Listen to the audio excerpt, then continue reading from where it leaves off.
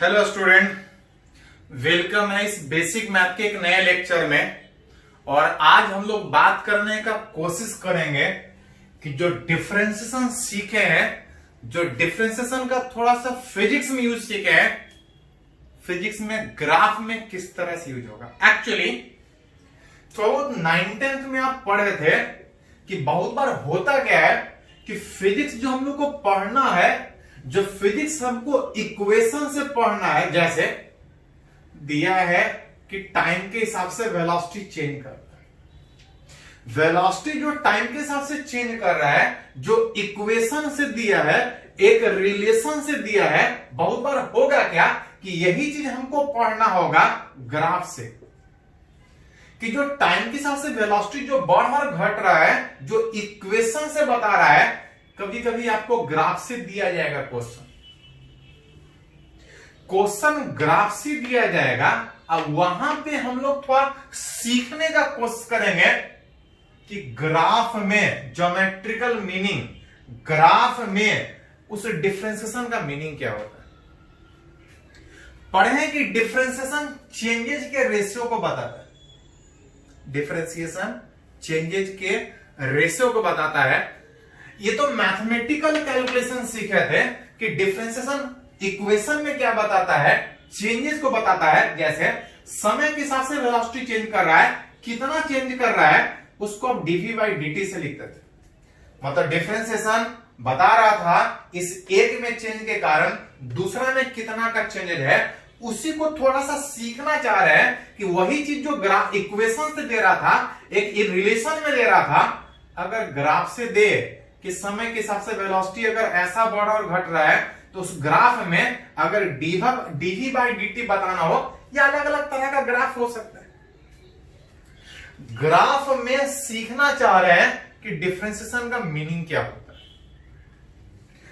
Graph में differentiation का meaning सीखेंगे, उससे पहले एक टर्म थोड़ा सा आप सीखे भी थे शायद 10th वाले क्लास में, लाइन का स्लोप। याद कीजिए कि अगर कहीं x और y एक्सिस में ये ऑरिजिन होता था, याद कीजिए थोड़ा सा 10th में पढ़ना था कि यहां से आगे जाते थे तो x पॉजिटिव में काउंट होता था, यहां से पीछे जाते थे x निगेटिव में, यहां से ऊपर y पॉजिटिव, यहां से नीचे y निगेटिव। जो भी डिस्टेंस लेते थे वो ऑरिजिन से लेते थे। और अगर कोई लाइन अगर कहीं दिखाया जा रहा है, वो x से कुछ एंगल बनाएगा। अगर कोई लाइन x से कुछ एंगल बना रहा है, आप चाहें तो एंगल इधर से भी ले सकते हैं, आप चाहें तो इधर से भी ले सकते हैं, आप चाहें तो उस लाइन का एंगल इधर से भी ले सकते हैं, इधर से भी ले सकते हैं, कहीं से लीजिए कोई फर्क नहीं पड़ेगा। हाँ, थोड़ा फर्क पड़ेगा कि अगर कोई लाइन अगर x से कुछ एंगल बना रहा है, थीटा एंगल ऑफ उस लाइन का, किसके साथ, x के साथ, इधर भी ले सकते हैं, इधर भी ले सकते हैं। हाँ, अगर उस एंगल को अगर एंटी क्लॉकवाइज में लेते हैं, एंटी क्लॉकवाइज मतलब वॉच इस डायरेक्शन में मूव करेगा, क्लॉक इस डायरेक्शन मूव करता है। अगर कोई लाइन अगर कुछ एंगल बना रहा है उस x के साथ, इधर से लीजिए, इधर से लीजिए, कहीं से लीजिए, कोई फर्क नहीं पड़ता। अगर कोई लाइन अगर x से कुछ एंगल बना रहा है, और अगर वो x के साथ जो एंगल बना रहा है, अगर एंटी क्लॉकवाइज में, स्टार्ट हमेशा x से, अगर वो लाइन x से अगर एंटी क्लॉकवाइज घड़ी के अगर अपोजिट डायरेक्शन में बना रहा है, तो उस एंगल जो एंटी क्लॉकवाइज में है, जिसको सिंबल में हम लोग एंटी क्लॉकवाइज को ACW लिखेंगे, अगर एंगल एंटी क्लॉकवाइज है तो उस एंगल को हम लोग पॉजिटिव कंसीडर करें। कहीं कोई लाइन है x से कुछ एंगल बना रहा है, अगर एंगल x से अगर घड़ी के अपोजिट, वॉच के अपोजिट अगर एंटी क्लॉकवाइज में अगर कंसीडर करें, तो उस एंगल को हम लोग पॉजिटिव सोचते हैं। एक रेफरेंस, इधर पॉजिटिव इधर नेगेटिव। अब वही उस लाइन का एंगल अगर एंटी क्लॉकवाइज के बजाय x से अगर क्लॉकवाइज अगर कंसीडर कीजिएगा, सिंबल में क्लॉकवाइज को CW, तो उस एंगल को साइन कन्वेंशन में हम लोग नेगेटिव कंसीडर करते हैं। और अगर वो लाइन अगर एक्स एक्सिस वाई एक्सिस में कहीं खींचा हुआ है, ड्रॉ किया हुआ है, अगर एंगल अगर एक्स से अगर एंटी क्लॉकवाइज तो वो एंगल पॉजिटिव, अगर वो एंगल क्लॉकवाइज तो वो एंगल निगेटिव, और अगर उस एंगल को tan थीटा के टर्म में लिखें, कोई लाइन एक्स के साथ कुछ एंगल इधर से भी ले सकते, इधर से भी ले सकते। अगर कोई लाइन अगर एक्स से कुछ एंगल बना रहा है और उस एंगल को अगर tan थीटा के टर्म में लिखें तो उस tan थीटा को हम लोग बोलते हैं स्लोप किसका, उस लाइन का, उस लाइन का वो स्लोप कहलाता है।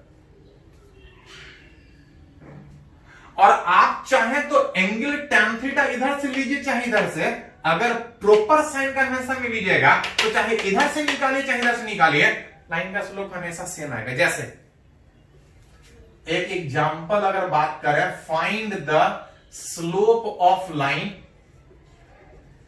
इन फॉलोइंग केस, अलग अलग कंडीशन में आपको कुछ लाइन ड्रॉ करके दिखाया है एक्स एक्सिस वाई एक्सिस में, अगर कोई लाइन अगर दिखाया है, मान लेते हैं कुछ एंगल हो देगा कुछ, अगर कोई लाइन अगर एक्स और वाई एक्सिस में अगर एक्स से 30 डिग्री बना रहा है और अगर आपसे पूछा जाए इस लाइन का स्लोप कितना है,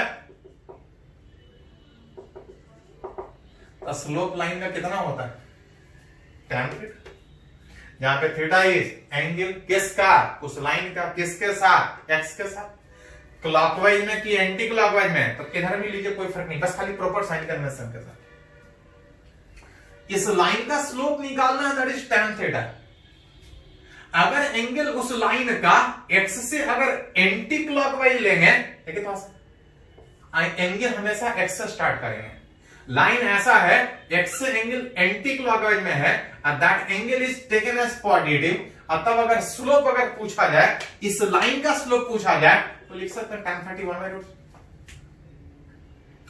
वही इस लाइन का एंगल अगर एक्स से अगर इस डायरेक्शन में लेने के बजाय अगर इधर से कंसीडर करें, तो देख सकते हैं कि लाइन सीधा है तो टोटल एंगल 180 डिग्री, और ये वाला अगर 30 है तो ये वाला कितना, 150 डिग्री। आप चाहें तो स्लोप इधर से निकाल सकते हैं, आप चाहें तो इधर से निकाल सकते हैं। हम बस अंतर क्या है कि अगर एंगल एक्स से अगर एंटी क्लॉक में लीजिएगा तो वो पॉजिटिव होगा, अगर वो एंगल एक्स से अगर क्लॉकवाइज लीजिएगा तो उस एंगल को नेगेटिव कंसीडर करेंगे। उस एंगल को नेगेटिव कंसीडर करेंगे 150 डिग्री क्लॉकवाइज में, माइनस इसका वैल्यू निकाल के देखिए, इतना ही आएगा, गैप कीजिए, सीखे थे माइनस थीटा मतलब fourth coordinate angle, first coordinate second coordinate, जहां माइनस आया तो फोर्थ, कितना माइनस वो बाद में उसका पता चलेगा।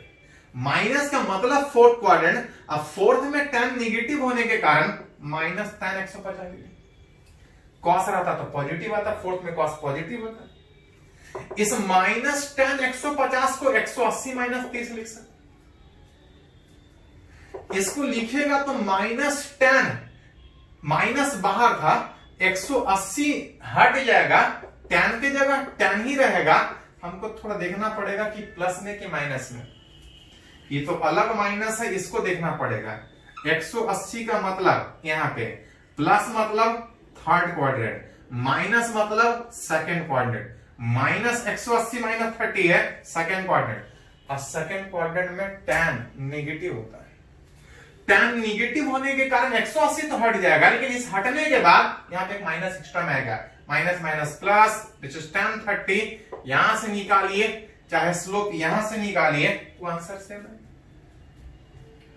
अगर एक और बात करें कि स्लोप निकालना है एक्स एक्सिस वाई एक्सिस में, कोई लाइन अगर दिया है, मान लेते हैं 60 डिग्री दिया, अगर आपसे पूछा जाए इस लाइन का स्लोप कितना, तो स्लोप ऑफ लाइन होता है tan थीटा, जहां पे थीटा इज एंगल किसका, उस लाइन का, किसके साथ, y के साथ, तो नहीं x के साथ। अब x के साथ कितना एंगल, तो दिया y के साथ है लेकिन x के साथ 30 बनेगा, उस tan थीटा में वो 30 आएगा। हाँ थोड़ा देखना पड़ेगा वो एंगल एंटी क्लॉकवाइज लिए हैं कि क्लॉकवाइज लिए हैं। अगर क्लॉकवाइज लीजिएगा तो निगेटिव में लेना पड़ेगा, और अगर एंटी क्लॉकवाइज लीजिएगा तो पॉजिटिव में सोचना पड़ेगा। देखो थोड़ा सा, उस लाइन का एंगल किसके साथ? एक्स के साथ। स्टार्ट हमेशा एक्स से इधर जा रहा है, एक्स से क्लॉकवाइज में जा रहा है, क्लॉकवाइज में एंगल किधर? इधर से लेना है, इधर से लेना, कहीं से भी ले सकते हैं, बस प्रॉपर साइन करना। हाँ, एक्स से लेना, बाई से नहीं लेना। माइनस थीटा मतलब फोर्थ कोऑर्डिनेट, अब फोर्थ में tan निगेटिव होता है, tan 30 1/√3। इस लाइन का स्लोप 1/√3, चाहे कैसे निकाले। इस लाइन का स्लोप -1/√3, चाहे जैसे निकाले। तो अगर कोई लाइन अगर x और y एक्सिस में खींचा है, और अगर उस लाइन का अगर स्लोप निकालना that is equal to tan theta, जहां पे थीटा इज एंगल उस लाइन का, थोड़ा सा साइन कन्वेंशन के साथ। चलो एक आध एग्जांपल और देख लेते हैं, पहले इसको थोड़ा सा नोट करो।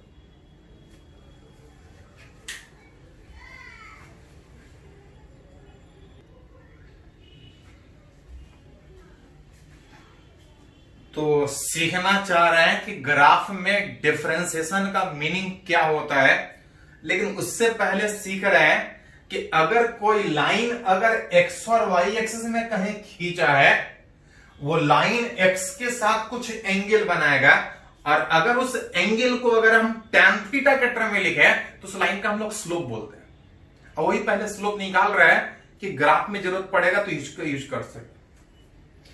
कभी अभी तो बात कर रहे थे कि कोई लाइन हमको सीधा खींच के दे रहा था, बता रहा था कि एंगल x से y से कितना बन रहा है। बहुत बार स्लोप निकालना फिजिक्स में इस तरह से जरूरत पड़ सकता है। जैसे देखिए थोड़ा सा, एक ग्राफ दिया है, x और y एक्सिस में एक लाइन नहीं, एक नहीं, ऐसा ऐसा 3 लाइन खींचा है। पूछा जा रहा वही क्वेश्चन है, find slope of line OA, AB and BC। जब तक लगातार एक ही होगा तो ये एक ही लाइन काउंट होगा, जहां थोड़ा तिरछा हो गया तो ये एक अलग लाइन, ये एक अलग लाइन। लाइन अलग अलग है, अब तब आपसे पूछ रहा है कि इस 3 लाइन का स्लोप निकालना है। एक एक करके बात करें। जैसे स्लोप अगर लाइन अगर OA का बात करें, इस लाइन सीधा लगातार जा रहा है, कहीं भी बात कीजिएगा हर जगह उस लाइन का स्लोप एक ही होगा। और स्लोप कितना होता है? तो स्लोप होता है tan थीटा, जहां पे थीटा इज एंगल किसका? उस लाइन का। अगर उस लाइन का एंगल अगर x से दे दिया जाए तो स्लोप निकाल ही लेंगे। लेकिन बहुत बार क्वेश्चन में होगा क्या कि लाइन तो हमको ग्राफ में दिखाएगा, लेकिन एंगल देने के बजाय कुछ डिस्टेंस के टर्म में देगा। अब फिर भी हमसे पूछा जाएगा कि स्लोप निकाल के देगा, मतलब एंगल नहीं देगा, फिर भी हमसे उम्मीद करेगा कि स्लोप निकाल के देगा। अगर ये एंगल दिया हुआ रहता तो हम स्लोप निकाल लेते हैं, लेकिन बहुत बार लाइन खींचा रहेगा लेकिन उसका एंगल नहीं देगा। अगर एंगल नहीं देगा तो एक और तरीके से आप स्लोप निकाल सकते हैं। कैसे? तो देखिए, मान लेते हैं इस लाइन का कुछ एंगल है एक्स के साथ, कुछ होगा पता नहीं कितना। स्लोप मतलब होता है tan थीटा। अगर यहां पे θ1 माने हैं तो tan θ1, हाथ थोड़ा सा पहले ही देख लीजिए कि इसका वैल्यू पॉजिटिव होगा कि नेगेटिव होगा, पहले ही देख लीजिए। देखो थोड़ा सा, लाइन का एंगल कहां से लेते हैं? एक्स से। और अगर एक्स से एंगल अगर एंटी क्लॉकवाइज में, स्टार्ट हमेशा एक्स है, अगर स्टार्ट एक्स से किए, अगर एंगल एंटी क्लॉकवाइज में तो उस एंगल को हम पॉजिटिव लेंगे। ये पॉजिटिव नेगेटिव सीधा सीधा हमको स्लोप बता देगा कि पॉजिटिव स्लोप होगा कि नेगेटिव स्लोप होगा। एंगल देता तो सीधा बैठाते, नहीं दिया तो कुछ मान लीजिए, थोड़ा सा पॉजिटिव नेगेटिव कर लीजिए, लेकिन हमको tan θ1 का वैल्यू चाहिए, जहां पे θ1 नहीं दिया है। तो एक और तरीका विच इज कि किसी भी राइट एंगल ट्रायंगल में tan θ कितना होता है? Perpendicular by base. अगर एंगल देता तो सीधा बैठाते, नहीं दिया तो कोई दिक्कत नहीं है। उस एंगल को कंसीडर करता हुआ आसपास एक राइट एंगल ट्रायंगल बनाइए। उस एंगल को कंसीडर करते हुए आसपास एक राइट एंगल ट्रायंगल बनाइए और उस राइट एंगल ट्रायंगल में परपेंडिकुलर बाय बेस करके, परपेंडिकुलर बाय बेस करके उसका स्लोप निकाल सकते, परपेंडिकुलर बाय बेस करके tan थीटा निकाल सकते हैं, मतलब स्लोप निकलेगा। जैसे सामने अगर इस राइट एंगल ट्रायंगल में अगर tan थीटा निकालना हो तो एंगल के सामने परपेंडिकुलर में ये डिस्टेंस दिख रहा है, ये अगर a दिख रहा है मतलब यहां से यहां तक a है, मतलब tan थीटा निकालेगा तो कितना आ जाएगा dy।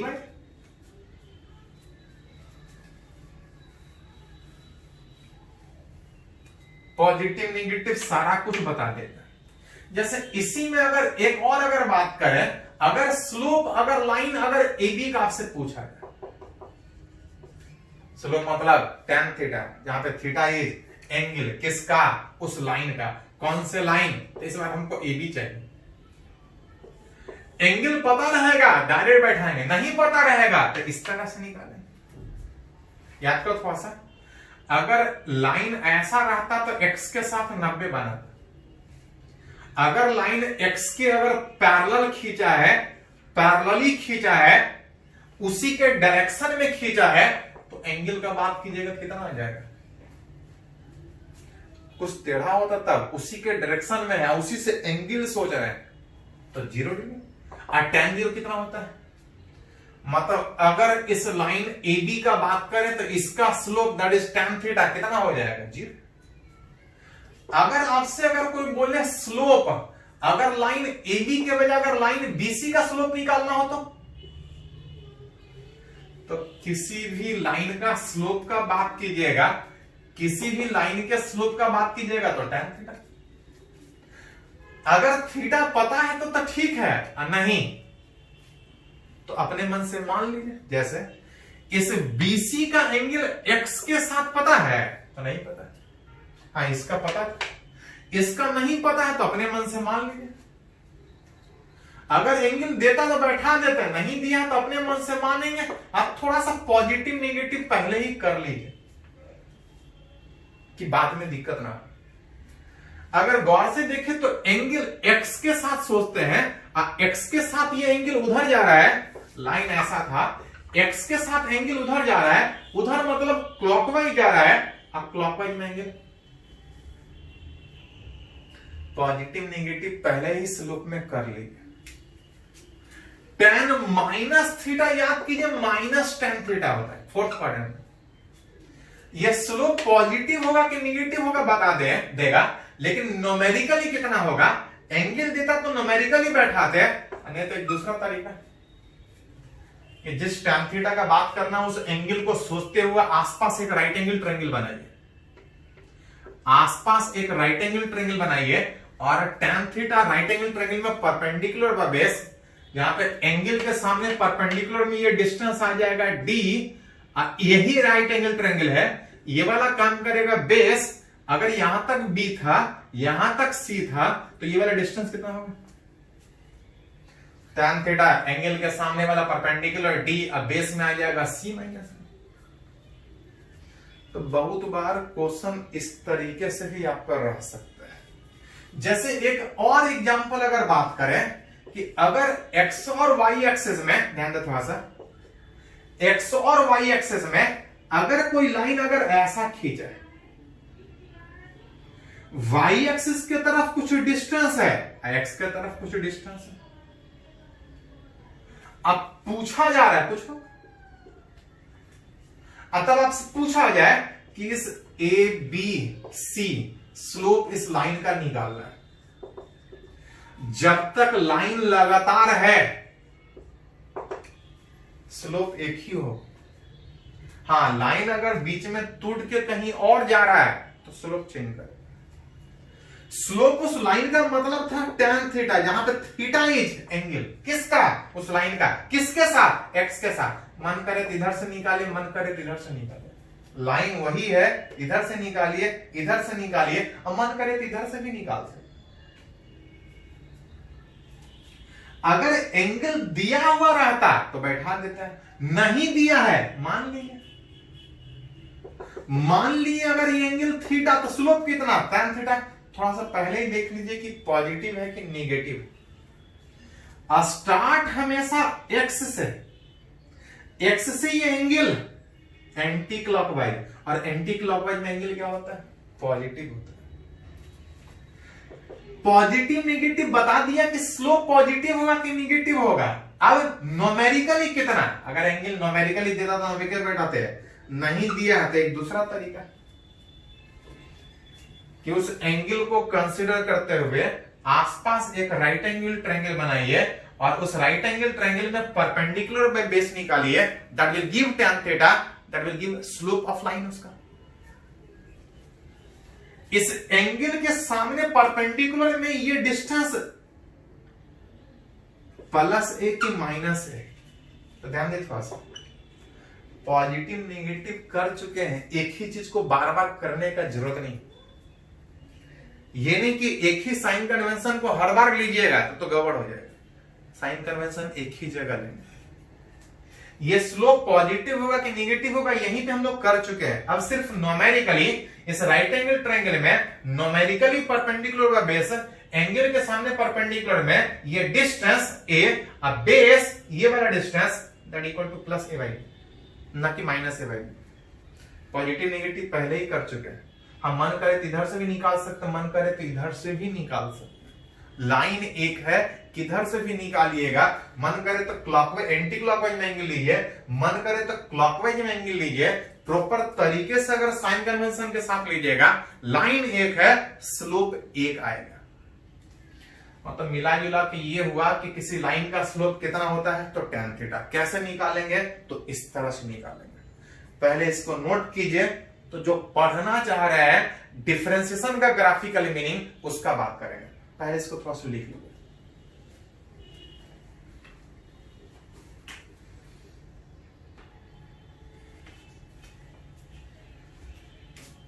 तो अभी हम लोग सीख रहे थे स्लोप लाइन का, लेकिन एक्चुअली याद कीजिए हम लोग लाइन का स्लोप नहीं सीखना चाह रहे थे। सीखना चाह रहे थे कि जो डिफरेंशिएशन पढ़े हैं, जो डिफरेंशिएशन dy बाय dx पढ़े हैं, वो ग्राफ में क्या बताता है। याद कीजिए थोड़ा सा, y as a function of x, इसका मतलब समझ में आता है। तो पढ़े थे एक दो क्लास पहले, लेक्चर पहले, कि y as a function of x का मतलब होता है कि अगर हम x चेंज करें तो y चेंज करें। इस y का वैल्यू x के हिसाब से चेंज करेगा, x चेंज करेगा, y चेंज करेगा। और याद कीजिए y वर्सेस x का ग्राफ का मतलब समझ आता है। ग्राफ पढ़े थे आप लोग 9th 10th में, तो ग्राफ का मतलब समझ में आता है। तो इसमें और ग्राफ में कोई अंतर नहीं है। y as a function of x का मतलब कि x के चेंज करने से y चेंज कर रहा है। कुछ इक्वेशन से चेंज करता था, देता था। जो ये इक्वेशन से दे रहा है, जो बता रहा है कि x के बढ़ने से y बढ़ेगा कि घटेगा, कब बढ़ेगा कब घटेगा, उसी चीज को कि x के चेंज करने से y बढ़ और घट रहा है, उसी चीज को आप ग्राफ से दिखाते थे। ग्राफ भी बताता है कि x के चेंज करने से y कितना चेंज करेगा।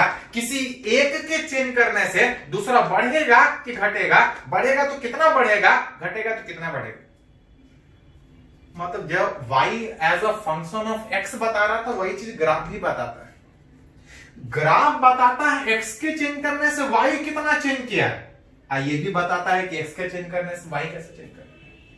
हाँ, ग्राफ अलग अलग रहेगा, y अलग अलग तरीके से चेंज करेगा।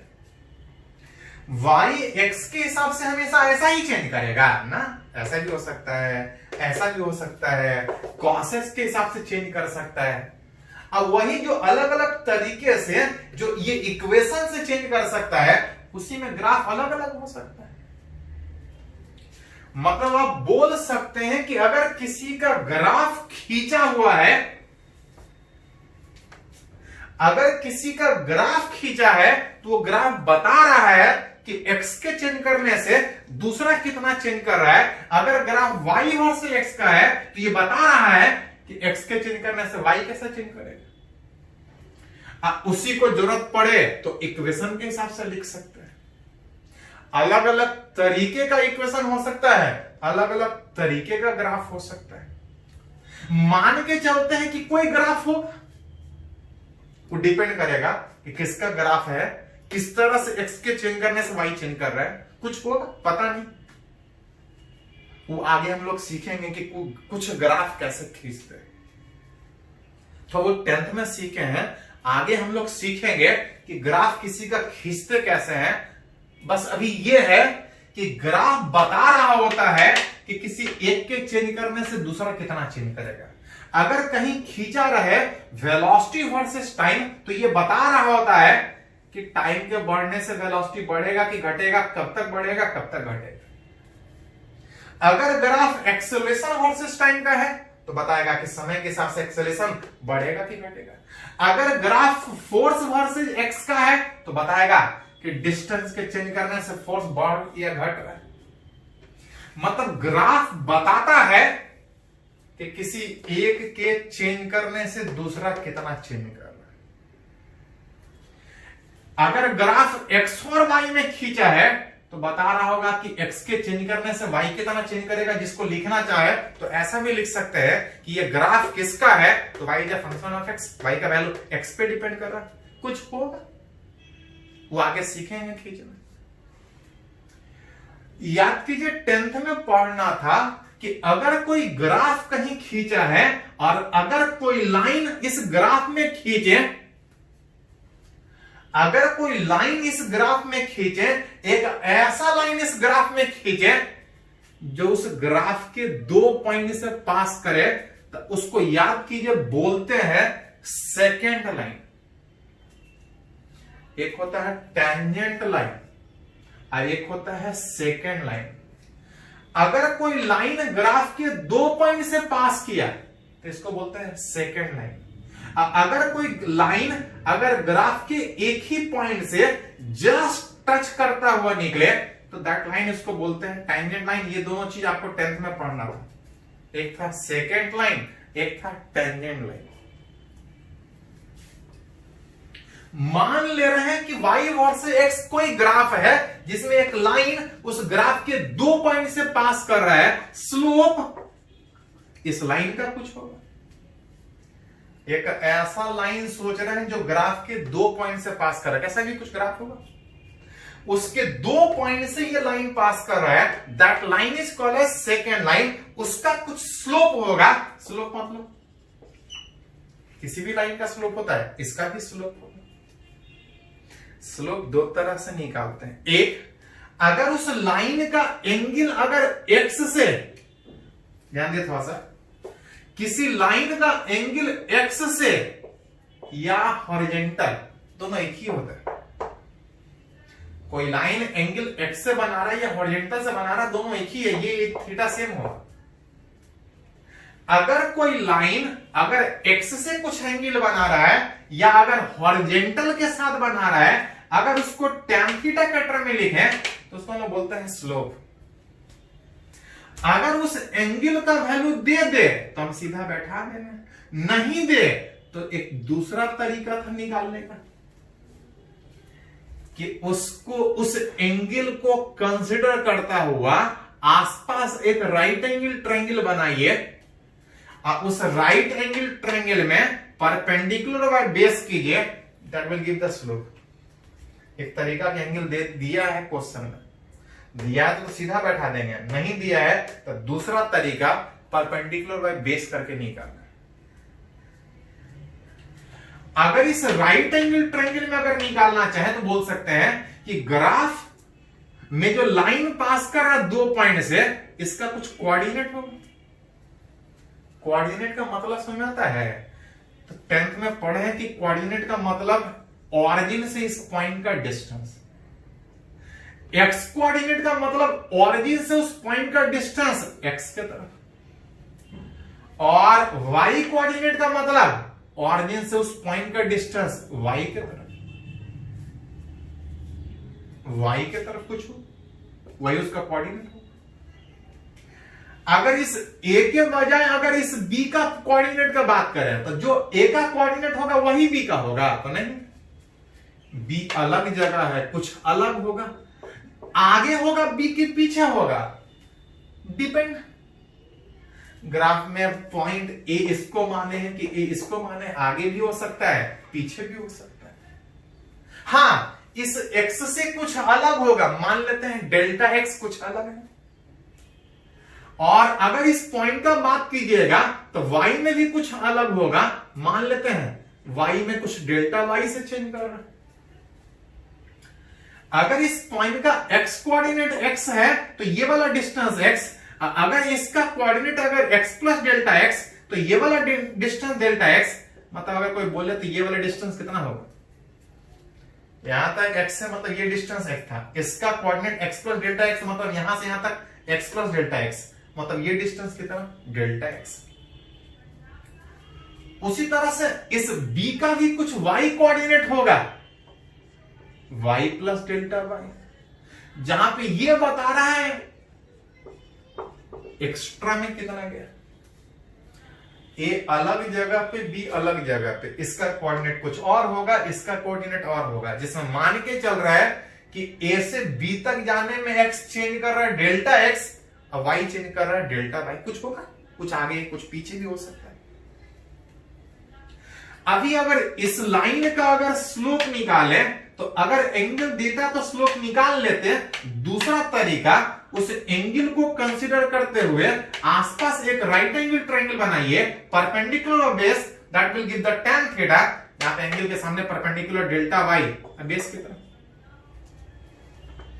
मतलब बोल सकते हैं कि अगर कोई ग्राफ दिया है, कैसा भी हो सकता है, एक ऐसा लाइन जो ग्राफ के 2 पॉइंट से पास करे, that is called as secant line. इसका कुछ स्लोप होगा जो निकाल सकते हैं अगर एंगल दिया है, नहीं तो इस तरह से निकाल सकते हैं। अगली बार आप चाहे तो यहां से भी स्लोप निकाल सकते हैं कि a से b तक जाने में y कितना चेंज किया, a से b तक जाने में x कितना चेंज किया, डेल्टा y बटा डेल्टा x, y में चेंज बटा x में चेंज, अगर पता है तो that will give slope tan theta, किसका, सेकंड। इसी में थोड़ा ध्यान दीजिए, जो लाइन सोचे थे वो ऐसा सोचे थे, a यहां था b यहां था, a से b तक जाने में x चेंज कर रहा था, इतना चेंज कर रहा था, थोड़ा पॉइंट दूर दिखाए हैं, डेल्टा x ज्यादा है। अगर डेल्टा x ज्यादा लेने के बजाय अगर कम ले तो, अगर उसको घटा के ले तो जब घटा के लीजिएगा तो जो a यहां था, b जो उतना दूर भाग रहा था, अगर डेल्टा x कम लीजिएगा तो उतना दूर के बजाय पहले ही कहीं मिल सकता है, और कम कीजिएगा तो पहले ही कहीं मिल सकता है। और अगर x में चेंजेस कम कीजिएगा तो y में भी चेंजेस कम होगा, उतना आगे जाने के बजाय पहले ही मिलेगा। विच जो डेल्टा x बता रहा था y वर्सेस x वाले ग्राफ में, डेल्टा x बता रहा था कि a से b तक जाने में कितना आगे बढ़ रहा है, अगर उस डेल्टा x उतना ज्यादा बढ़ने के बजाय कम आगे बढ़े तो जो b उतना दूर पहुंच रहा था, b अब पहले ही कहीं मिलेगा। Which is when delta x को अगर घटाएं तो ये जो पॉइंट इतना दूर आगे बढ़ने के बाद ग्राफ में मिल रहा था, उतना दूर आगे बढ़ने के बजाय अगर कम करें तो पॉइंट पहले ही मिलेगा। When delta x decreases, point B approaches towards point A. जैसे जैसे डेल्टा x घटाएंगे, जो b यहां मिल रहा था, b नजदीक मिलेगा, b नजदीक मिलेगा, पहले ही मिल जाएगा। पॉइंट B approaches A, वो जो पॉइंट B है वो A के तरफ आगे बढ़े। डेल्टा x बता रहा था कि उस x और y वाले ग्राफ में कितना आगे बढ़ रहे थे, अगर जितना घटाएंगे वो पॉइंट यहां से यहां तक आएगा, वो पॉइंट यहां से यहां तक आएगा, वो पॉइंट और नजदीक आएगा जितना घटाइए। और घटाते घटाते अगर डेल्टा एक्स अगर जीरो कर दे तो जीरो का मतलब ध्यान दे, थोड़ा सा पढ़े हैं, एक होता है delta x equal to zero और delta x tends to zero. इसका मतलब था कि आगे हम बढ़ ही नहीं रहे हैं, इसमें आगे बढ़ रहे हैं लेकिन बहुत कम। उस ग्राफ में ए यहां था, आगे बढ़ रहे हैं लेकिन बहुत कम। जब बहुत कम बढ़ेंगे तो बी वाला काफी नजदीक आ जाएगा उस ए के। घटा रहे थे तो बी नजदीक आ रहा था, घटा रहे थे तो बी नजदीक आ रहा था। अब घटाते घटाते अगर बहुत कम कर दें, लगभग जीरो कर दें, तो पॉइंट बी काफी नजदीक आएगा। For delta x tends to zero, point B becomes very close to point A. उस ए वाले पॉइंट के काफी क्लोज होगा। और जो लाइन ए बी जो पहले दो अलग अलग पॉइंट से दिखा रहे थे, अभी इतना क्लोज आ गया कि इसको दो अलग अलग पॉइंट से लिखने के बजाय वो जो लाइन है वो काफी क्लोज हो जाएगा। और तब उस लाइन को आप बोल सकते हैं कि जो लाइन जो पहले दो अलग अलग पॉइंट से पास कर रहा था, पहले लाइन का एक पॉइंट यहां था, एक पॉइंट यहां था, घटा रहे थे नजदीक आ रहा था, घटाते घटाते इतना कम कर दिए हैं कि ये दोनों इतना क्लोज आ गया है कि जो लाइन पहले ए बी दो अलग अलग पॉइंट काउंट होता था, अब वो अलग अलग काउंट होने के बजाय अब वो लगभग एक ही पॉइंट काउंट। बीच जो लाइन ए बी पहले सेकेंड कहला रहा था, ग्राफ के दो पॉइंट से पास करता हुआ दिख रहा था, अब वो लगभग एक ही पॉइंट से दिखेगा क्योंकि काफी नजदीक आ रहा है। वो लाइन जो पहले ए बी था, it becomes tangent to graph. That means जो पहले सेकेंड था, जो पहले सेकेंड था, अब वो टेंजेंट कहलाएगा। टेंजेंट का मतलब सेकेंड में डेल्टा एक्स जीरो कर देना। डेल्टा एक्स ज्यादा था तो लाइन दो अलग अलग पॉइंट से पास करता था, सेकेंड कहलाता था। सेकेंड में डेल्टा एक्स को अगर जीरो कर दें, टेंड्स टू जीरो, तो वो सेकेंड कहलाने के बजाय अब वो टेंजेंट लाइन कहलाएगा। अब वो टेंजेंट लाइन कहलाएगा।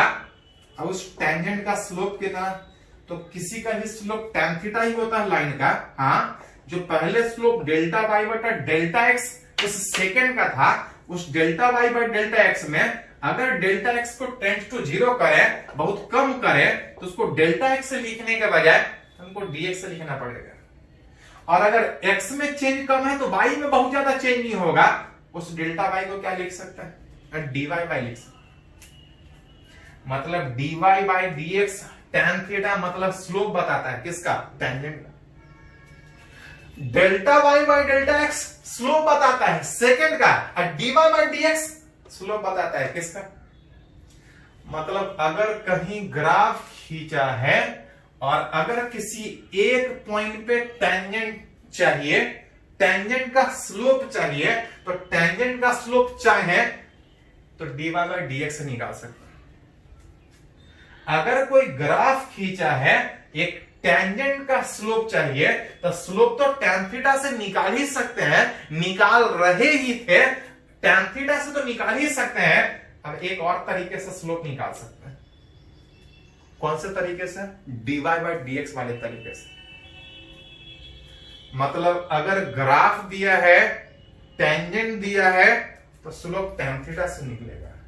अगर ग्राफ के बजाय अगर इक्वेशन से दिया है और आप चाहते हैं कि टेंजेंट का स्लोप निकाले, तो dy बाई dx से भी निकाल सकते हैं। इसको नोट कीजिए, एक एग्जांपल से सीखते हैं तो थोड़ा और क्लियर हो जाएगा ये चीज।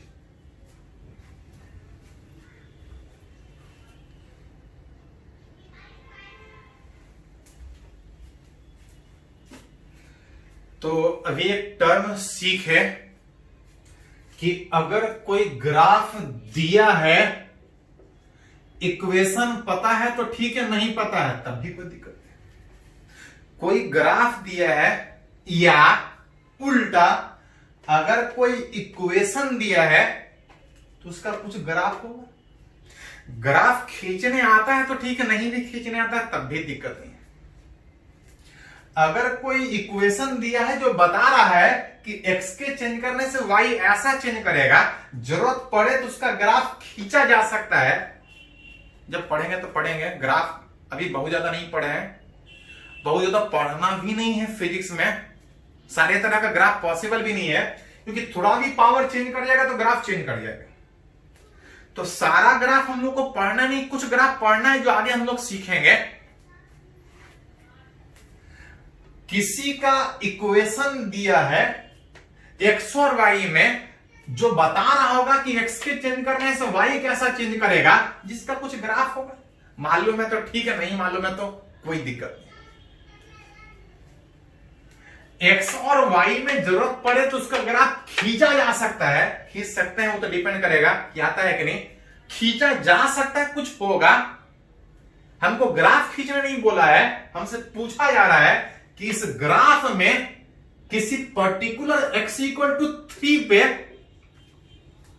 x इक्वल टू 3 कहीं हो, यहां कहीं हो, बोल रहा है उस ग्राफ में उस जगह पे अगर हम टेंजेंट खींचे, टेंजेंट का मतलब एक लाइन, एक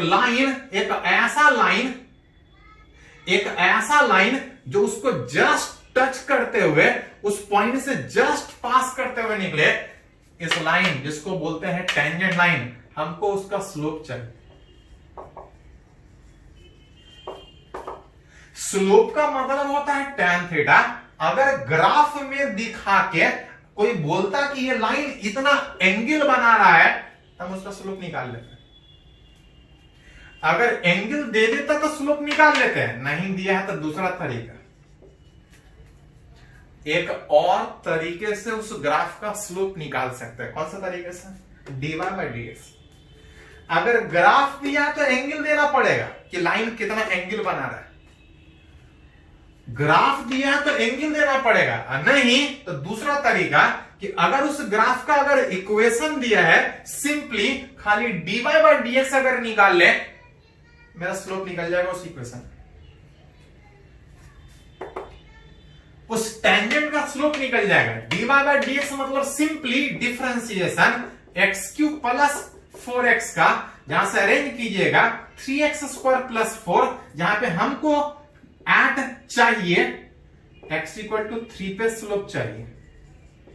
स्लोप मतलब tan theta equal to dy/dx किस समय चाहिए? x equal to 3। ये y का वैल्यू था, ये dy/dx का वैल्यू है। हमको स्लोप dy/dx का वैल्यू चाहिए जब x इक्वल टू 3 हो। मतलब इस dy/dx में जहां जहां x है वहां वहां पे 3 बैठेंगे। 16 गुना 3 48 प्लस 4, tan थीटा निकाल सकते हो उसका कितना है। मतलब टेंजेंट का स्लोप आसानी से dy/dx से निकाल सकते हैं। ये तो स्लोप निकाल रहे हैं फिजिक्स में, जो पढ़ना है +2 में वो बहुत जगह इक्वेशन से भी रहेगा और बहुत जगह ग्राफ से भी रहेगा क्वेश्चन।